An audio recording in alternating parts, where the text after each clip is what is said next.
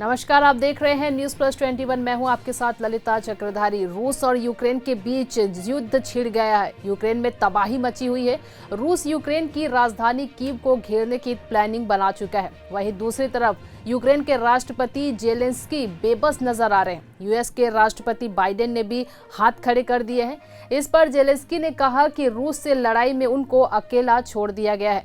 उन्होंने दावा किया है कि रूसी हमले में यूक्रेन के 137 लोगों की मौत हुई है, वहीं 316 जख्मी हैं।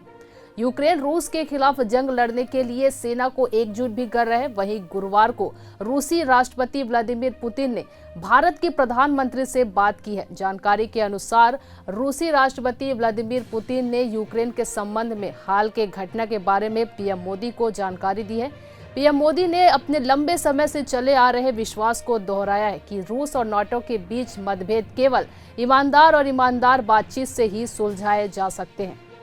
ऐसे ही जानकारी से लगातार अपडेट रहने के लिए हमारे चैनल को लाइक और सब्सक्राइब करना ना भूलिए और नोटिफिकेशन के लिए बेल आइकन जरूर दबाएं। देखते रहिए न्यूज प्लस 21, आपके हक की बात।